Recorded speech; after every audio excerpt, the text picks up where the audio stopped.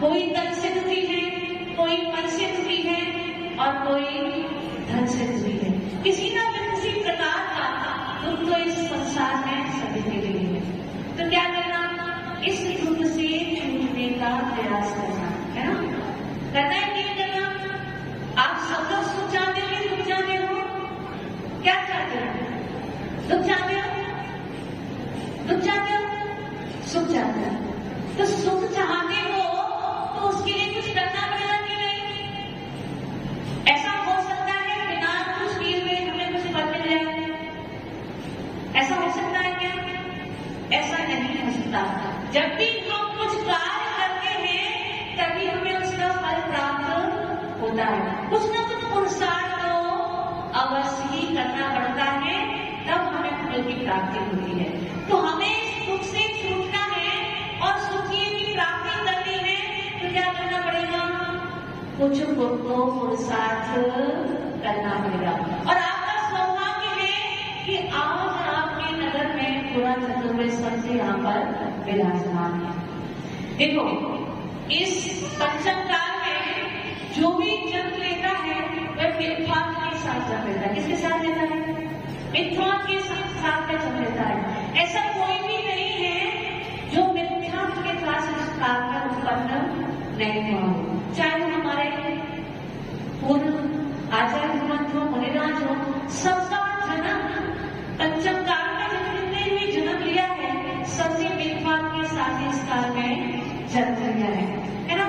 तो हमारा पुण्य क्या है कि हमारा पुण्य ये है कि भले ही हमने इस पंचम काल में जन्म लिया है, मिथ्यात्व के साथ जन्म लिया है, लेकिन फिर भी हम यहाँ आकर वेद शास्त्रों का सानिध्य प्राप्त कर अपने अंतस को जागृत कर सकते हैं और सम्यक दर्शन की प्राप्ति कर सकते हैं। क्योंकि जब भी सम्यक दर्शन की प्राप्ति होती है तो उसमें जिन्हें भगवान का दर्शन काम करता ही करता है, बिना जिन्हें भगवान के दर्शन के सम्यक दर्शन की प्राप्ति नहीं होती। और गुरुओं का उपदेश भी, धर्म देशना भी, धर्मोपदेश भी सम्यक की प्राप्ति में कारण बनता है।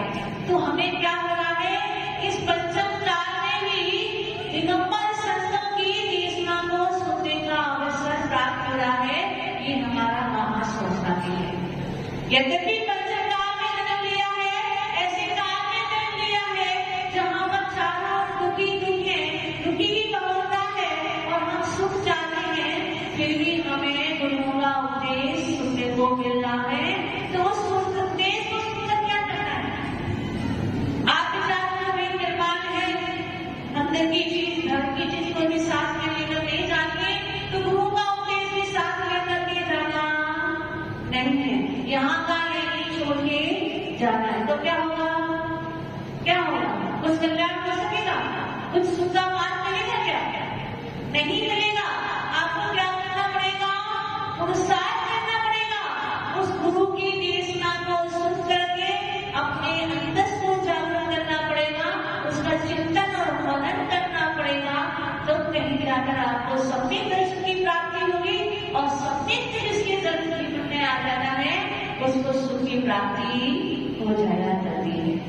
सम्यक दर्शन की बड़ी महत्ता है जीवन में बंधु, क्योंकि एक अंतर पूर्ण के लिए भी जो सम्यक दर्शन की प्राप्ति कर लेता है उसका मोक्ष के लिए रिजर्वेशन हो जाया करता है, उसके मोक्ष का मार्ग खुल जाता है।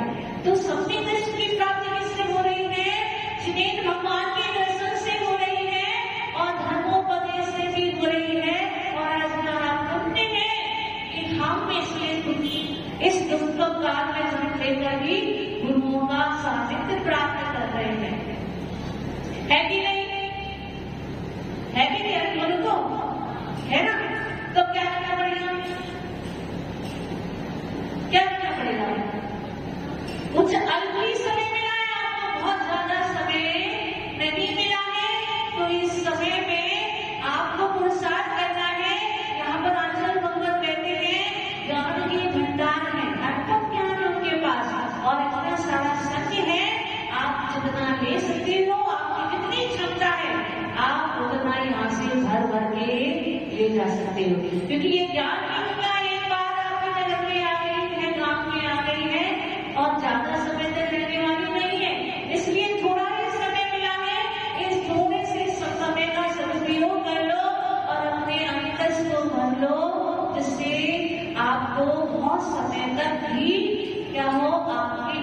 विचार करें, है ना? क्या होता है? देखो, सूर्य कब होता है? कब होता है? सूर्य तो आकाश में होता है, लेकिन जैसे ही उसकी किरणें इस पृथ्वी तल पर आती हैं, तो क्या होता है? तालाबों में कमल विकसित हो जाया करते, खिल जाया करते हैं। कहते हैं ना भगवान, आचार्य भगवान भक्तामर स्तोत्र में कहते हैं, आस्ताम तमस्त मनमस्त समस्त दोषम तद संकटापि तदिदाम दुरितानि हन्ति दूरेश सहस्त्र किरणैः कुरुते प्रवेह पद्मांतरेषु जलजानि विकासवाति। भगवान का जो स्तवन है, इसमें बहुत सुंदर सुंदर शब्दों की रचना के माध्यम से और भावों से जिसकी स्तुति की गई है, ऐसा स्तवन तो दूर रहे, लेकिन केवल ये जीव का नाम मात्र भी ले लेते हैं, नाम मात्र भी स्मरण कर लेते हैं, तो क्या होता है? हमारे अनेकों जन्मों के जो दुख हैं, जो पाप कर्म है, वो धुल जाया करते हैं। कैसे? जैसे सूर्य तो दूर रहता है, लेकिन जैसे ही उसकी किरणें इस धरती पर आती हैं, इस पृथ्वी तल पर आती हैं, जैसे ही सरोवर में कमल खिल जाया करते हैं। तो आपका सौभाग्य है कि आपको गुरुदेव का यहाँ स्वागत प्राप्त हो रहा है और बहुत अल्प समय के लिए शांत आपको प्राप्त हुआ है। तो इस छोटे से समय में अपने अंतस को जागृत करो, क्योंकि यदि जागृत कर लिया तो क्या होगा? निश्चित रूप से आपके पाप कर्म का क्षय होगा और आपका पुण्य कर्म का आसन होगा।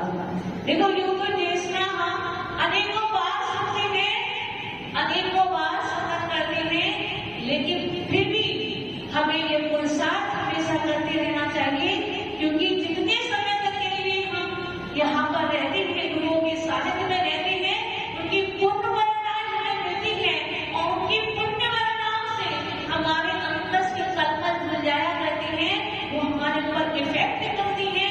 उनकी पुण्य वरदान जब हमारे अंतस को छू करके जाती है, तो हमारा मन भी पावन हो जाया करता है। तो बहुत कम समय है, अपने इस पुण्य को जागृत कर लो। और हो सकता है कोई ऐसा शब्द जो आपके दिल में चुभ जाए, आपके अंतस को छू जाए, तो आपके जीवन को भी परिवर्तित कर सकता है। बहुत सारी देशनाएं भले ही हमने सुनी हो, बहुत दिलवाणी का स्वागत भी किया हो, लेकिन फिर भी पता नहीं वो कौन सा शब्द हो सकता है जो हमारे जीवन का कल्याण कर सकता है। आचार्य विमल सागर द्वारा जब दरअसल अवस्था में थे, एक बार बिना देखे ही भूमि को देखकर बैठ गए थे, तो उनके पिता ने बोला था, बिना भूमि को देख करके बैठने में कुत्ता भी जमीन पर बैठता है तो उसको पूंछ से साफ करके बैठता है। उनके जीवन में परिवर्तन आ गया और वो क्या बन गए? वास्तविकता विमल सागर जी महाराज बन गए। ऐसा उन्होंने अपना अंतस जागृत कर लिया। तो आपको भी सौभाग्य प्राप्त हो रहा है कि गुरुदेव की वाणी को आप रसास्वादन करें। तो बहुत कुछ ज्यादा कहने की आवश्यकता नहीं है। जहाँ सूरज होता है वहाँ दीपक की आवश्यकता नहीं हुआ करती है। तो यहाँ पर हमें साक्षात सूर्य के दर्शन हुए, उनकी वाणी को सुनने का हमें अवसर मिला है। तो इस छोटे से काल में हम गुरु की भक्ति करके उनकी देशना को सुन करके अपने अंतस को, अपने उपादान को जागृत कर ले, जिससे हमारे अनंत अनंत जन्मों के जो दुख है वह दूर हो जाए और हमारा अंतस खिल जाए, हमारे जीवन में से पाप रूपी अंधकार दूर हो जाए और हमारा जीवन खुशियों से भर जाए। परम पूजा जी से सुंदर सावनी पटेल की